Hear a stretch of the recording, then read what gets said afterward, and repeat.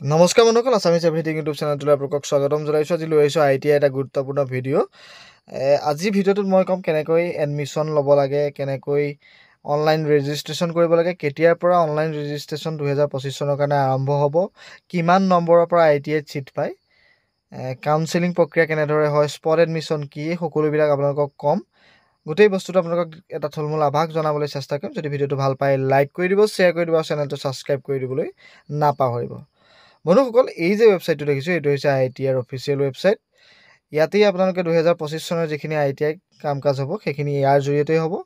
এতিয়া ইয়াত দেখিছে 2024 বুলি লিখা আছে ITIৰ যি এডমিশ্যন, কিয়নো 2025 চনৰ এডমিশ্যনৰ প্ৰক্ৰিয়া এতিয়া আৰম্ভ হোৱা নাই। ইয়াত আপোনালোকে দেখিছেনে apply log in for Assam ITI counselling, এইটো 2024 সলনি ইয়াত 25 হিচাপে আহি যাব। যেতিয়া 25 চনৰ কাম কাজখিনি আৰম্ভ হ'ব, খুব বেছি দিন নাই, আৰু 10 দিনমানৰ ভিতৰত হয়তো কাউন্সেলিং যি ৰেজিষ্ট্ৰেশ্যন প্ৰক্ৰিয়া, অনলাইন এডমিশ্যনৰ কাৰণে যি ৰেজিষ্ট্ৰেশ্যন প্ৰক্ৰিয়া, সেই ৰেজিষ্ট্ৰেশ্যন প্ৰক্ৰিয়াটো আৰম্ভ হৈ যাব। এতিয়া ইয়াত আপোনালোকে কি কৰিব লাগিব, পাব্লিক নটিচত আপোনালোকে চাব পাৰিব কিবা নটিচ আহিছেনে। এতিয়ালৈকে কোনো ধৰণৰ নটিচ দিয়া নাই ITI তৰফৰ পৰা। সাধাৰণতে ITI বহুত এডমিশ্যনখিনি দেৰি হৈ যায়গৈ।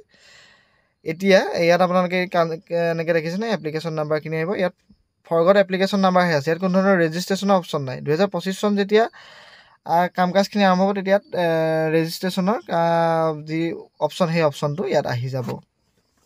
তেতিয়া আপোনালোকক কেনেকৈ ৰেজিষ্ট্ৰেশ্যন কৰিব লাগে সেইটো দেখুৱাম। এতিয়া মই কথাখিনি বুজাই দিছোঁ আপোনালোকক। ইয়াত চিডিউল যিটো অপশ্যন আহিছে, চিডিউলত আপোনালোকে কেতিয়া এডমিশ্যন হ'ব, কেতিয়া কি হ'ব, এই গোটেইখিনি চাব পাৰিব। নটিচত আপোনালোকে নটিচখিনি পাব। ৰেজিষ্ট্ৰেশ্যন ইউজাৰ মেনুৱেল 2025 কাৰণে এইখিনি চাব পাৰিব। ইলিজিবিলিটিখিনি চাব পাৰিব। কাউন্সেলিং প্ৰচেছখিনি চাব পাৰিব। চিডিউলত আপোনালোকে কেতিয়া এডমিশ্যন হ'ব, কেতিয়া আপোনাৰ স্পট এডমিশ্যন হ'ব, কাউন্সেলিং হ'ব, ৰেজিষ্ট্ৰেশ্যনৰ পৰা গোটেই প্ৰক্ৰিয়াটো ইয়াত আপোনালোকে চাব পাৰিব। ইনষ্টিটিউটত গৈ আপোনালোকে প্ৰাইভেট ITIত কিমান ছিট আছে মই এইখিনি আপোনালোকক দেখুৱাবলৈ চেষ্টা কৰিম। প্ৰাইভেট ITIত কিমান ছিট আছে, গভৰ্ণমেণ্ট ITIত কিমান ছিট আছে, কিমান নম্বৰৰ পৰা আপোনালোকে পায়, এইখিনি মই বেলেগ এটা ভিডিঅ'ত আপোনালোকক জনাম। নম্বৰৰ কথাটো কৈছোঁ যে নম্বৰ বৰ বিশেষ ধেৰ হ'ব বুলি কথা নাই। এনেকুৱা হৈ যায় কেতিয়াবা 80 নম্বৰ পোৱায়ো, মানে 80% থকাখিনিও নাপায় ছিট, কিন্তু 50% পোৱাখিনিও ITIত ছিট পাই যায়। সেইটো আপোনালোকৰ যি চইচ ফিলিং প্ৰক্ৰিয়া আৰম্ভ হ'ব, সেই চইচ ফিলিং প্ৰক্ৰিয়াটোতেই সেই গুৰুত্বপূৰ্ণ গোটেই এই ছিষ্টেমটো তাত সোমাই আছে। মানে মই কেনেকৈ কাউন্সেলিং কৰিব লাগে সেই গোটেই প্ৰচেছটো এটা ভিডিঅ' আগতে বনাইছোঁ 2024 যেতিয়া কাউন্সেলিং প্ৰক্ৰিয়া হৈছিলে। এতিয়া 2025তো মই বনাম, আপোনালোকে চেনেলটো ছাবস্ক্ৰাইব কৰি থ'বলৈ নাপাহৰিব। আৰু যদি আপোনালোকে জানিব বিচাৰে, এতিয়া জানিব বিচাৰে, তেতিয়াহ'লে আপোনালোকে সেই মোৰ পুৰণা ITIৰ যিখিনি ভিডিঅ' মোৰ ইউটিউবৰ প্লে'লিষ্টত গৈ পেলাই আপোনালোকে ITIৰ যিখিনি ভিডিঅ' আছে সেই সম্পূৰ্ণ ভিডিঅ'খিনি আপোনালোকে চাই ল'ব পাৰে। মই গাইড কৰি গৈ থাকিব পাৰিম আপোনালোকক ভিডিঅ'ৰ যোগেদি। আপোনালোকে সেইমতে যদি কৰে, তেতিয়াহ'লে আপোনালোকে ভাল এখন ITIত বা গভৰ্ণমেণ্ট ITIত আপোনালোকে ছিট পাব। কিন্তু আপোনালোকক মই এটা কথা কওঁ যে কাউন্সেলিং প্ৰক্ৰিয়াটো 5টা কাউন্সেলিং প্ৰক্ৰিয়া বা 6টা কাউন্সেলিং প্ৰক্ৰিয়া হয়। সাধাৰণতে 5টাই মেক্সিমাম দেখা যায়। যোৱা বছৰ 5টা কাউন্সেলিঙে হৈছিলে। সেই 5টা কাউন্সেলিঙত 3টালৈকে আপোনালোকে কিন্তু কোনো ধৰণৰ আপোনালোকে প্ৰাইভেট ITI চুজ নকৰিব। যদি আপোনালোকে কেনেবাকৈ এখন ITI চুজ কৰে, ধৰক গভৰ্ণমেণ্ট আপোনালোকে ITI 2খন চুজ কৰিলে, প্ৰাইভেট 3খন, প্ৰথম কাউন্সেলিঙত আপোনালোকক সাধাৰণতে প্ৰাইভেট ITI যদি চুজ কৰি দিয়ে দিব। আৰু যদি প্ৰাইভেট ITI দি দিয়ে, আপোনালোকে যিকোনো ITI প্ৰথম যদি ছিটটো পাই যায়, আপোনালোকে ছিটটো ল'বই লাগিব, এডমিশ্যন ল'বই লাগিব, লাগিলে 40,000 টকা হয়, 50,000 টকাই হওক। যদি আপোনালোকে ছিটটো নাপায়, আপোনালোকে ITI কোনো ধৰণৰ এডমিশ্যন প্ৰক্ৰিয়াত আপোনালোকে অংশগ্ৰহণ কৰিব নোৱাৰিব। আপোনাক বেন কৰি দিয়া হ'ব সেই বছৰৰ কাৰণে। গতিকে আপোনালোক খুব সাৱধান হ'ব লাগিব। প্ৰথম 3টা কাউন্সেলিঙক মই বাৰে বাৰে কওঁ যে প্ৰথম 3টা কাউন্সেলিঙলৈকে আপোনালোকে কিন্তু প্ৰাইভেট ITI চুজ নকৰিব, আপোনালোকে গভৰ্ণমেণ্ট ITI চুজ কৰিব। এতিয়া প্ৰথমতে ৰেজিষ্ট্ৰেশ্যন প্ৰক্ৰিয়া আৰম্ভ হ'ব। তাৰপিছত আপোনালোকৰ যি ৰেজিষ্ট্ৰেশ্যন কৰাৰ পিছত যি ডকুমেণ্টছ আছে, সেই ডকুমেণ্টছখিনি যিখিনি আপলোড কৰিলে সেইখিনি আপোনালোকে নিয়েৰেষ্ট যি গভৰ্ণমেণ্ট ITI, সেই গভৰ্ণমেণ্ট ITIত আপোনালোকে দাখিল কৰিব লাগিব। তাৰপাছতে আপোনালোকক অলপ দিনৰ পাছতে যি ৰেংক লিষ্ট, সেই ৰেংক লিষ্ট জেনেৰেট হ'ব।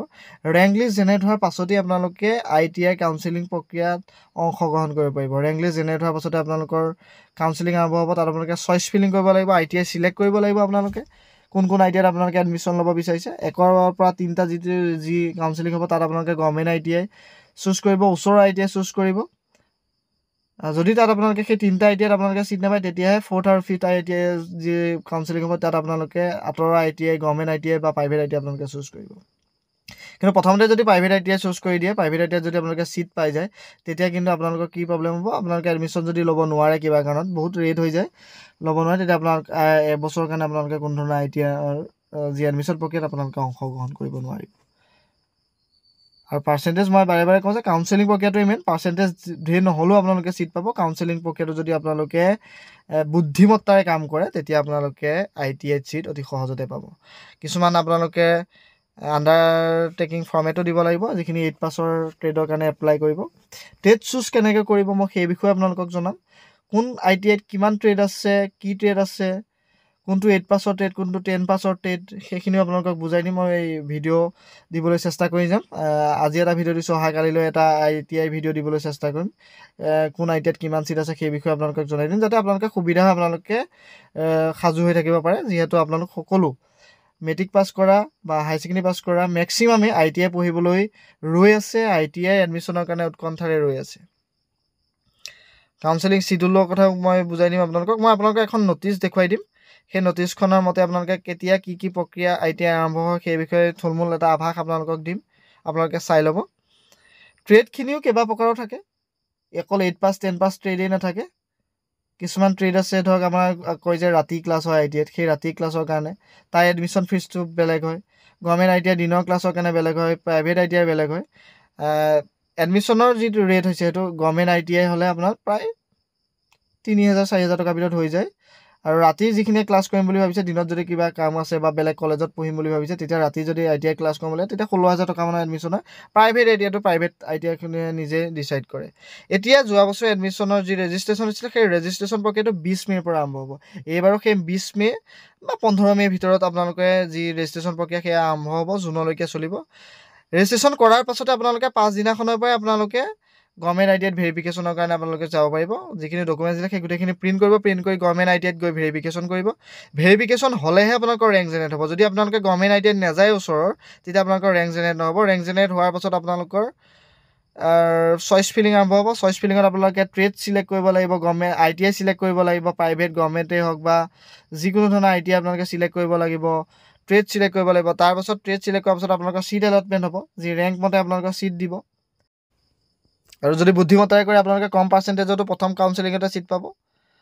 আৰু খুব চান্স কম থাকে প্ৰথম কাউন্সেলিঙত কম নম্বৰে ছিট পাবলৈ, কিন্তু বহুতে পাই যায়। আৰু আপোনালোকে পালেই আপোনালোকে এডমিশ্যনটো ল'বই লাগিব। এইখিনি প্ৰক্ৰিয়া আছে। আৰু বহুতে সুধি থাকে ITIৰ কাৰণে এণ্ট্ৰেঞ্চ হ'ব নেকি? কোনো ধৰণৰ এণ্ট্ৰেঞ্চ নহয়। আপোনালোকৰ যি মেট্ৰিকৰ পাৰ্চেণ্টেজ বা যিসকলে 8 পাছ কৰিব, 8 পাছৰ যি পাৰ্চেণ্টেজ তাৰ ওপৰত ভিত্তি কৰি আপোনালোকৰ ৰেংক লিষ্ট জেনেৰেট হ'ব, যিটো অতি গুৰুত্বপূৰ্ণ ৰেংক লিষ্টটো। সেই ৰেংক লিষ্ট জেনেৰেট হোৱাৰ পাছতে আপোনালোকে এডমিশ্যনৰ যি কাম কাজ, সেই কাম কাজখিনি আপোনালোকৰ আৰম্ভ হ'ব। ছিট এলটমেণ্ট হ'ব। ছিট এলটমেণ্টৰ পাছত সেই ছিট এলটমেণ্ট লেটাৰ লৈ আপোনালোকে ITIত গৈ এডমিশ্যন ল'বগৈ পাৰিব। যদি আপোনালোকৰ ITIখন যদি আঁতৰতো হয়, আঁতৰ ITIত পাই যায়, আপোনালোকে ওচৰৰ ITIত গৈ আপোনালোকে ছিট ল'লেও হ'ব। ITI ছিটটো লোৱাৰ পাছতে আপোনালোকে যদি সেই ITI ট্ৰেডটোত পঢ়িব নিবিচাৰে, তেতিয়া আপোনালোকে আপগ্ৰেড কৰিব পাৰে। কিন্তু যদি কেনেবাকৈ পঢ়িব নিবিচাৰে, এইটো ডেট পালোঁ মই কলেজ নাযাওঁ, তেনেকৈ যি ভাবে, তেতিয়াহ'লে আপোনালোকে বেলেগ ITIত কোনো ধৰণৰ ছিট নাপায়। গতিকে প্ৰথমতে যিকোনো ট্ৰেডত যদি আপোনালোকে ছিট পাই গৈছে, ছিটটো লৈ লওক, লৈ আপোনালোকে আপগ্ৰেড কৰিব পাৰিব। তাতে আপগ্ৰেডৰ অপশ্যন থাকে। কলেজত যাওঁতেই এডমিশ্যনটো লৈ আপোনালোকে আপগ্ৰেডৰ কাৰণে আপোনালোকে যি ফৰ্ম ফিল আপ কৰিব লাগে, সেই ফৰ্ম ফিল আপ কৰি থৈ আহিলে, তেতিয়া আপোনালোকে ছেকেণ্ড, থাৰ্ড, ফ'ৰ্থ কাউন্সেলিঙৰ ভিতৰত আপোনালোকৰ যি আপগ্ৰেড, সেই আপগ্ৰেড হৈ যায়। মেক্সিমাম আপগ্ৰেড হৈয়ে যায় থাৰ্ড কাউন্সেলিঙলৈকে। গতিকে আপোনালোকে নিশ্চিন্ত হৈ থাকক, কোনো ধৰণৰ পৰীক্ষা নহয়, মেট্ৰিকৰ পাৰ্চেণ্টেজৰ ওপৰতে আপোনালোকৰ ছিটখিনি দিয়া হ'ব। স্পট এডমিশ্যনৰ বিষয়ে পিছত বুজাই দিম। যদি ভিডিঅ'টো ভাল পালে লাইক কৰি দিব, শ্বেয়াৰ কৰি দিব, চেনেলটো ছাবস্ক্ৰাইব কৰি দিবলৈ নাপাহৰিব।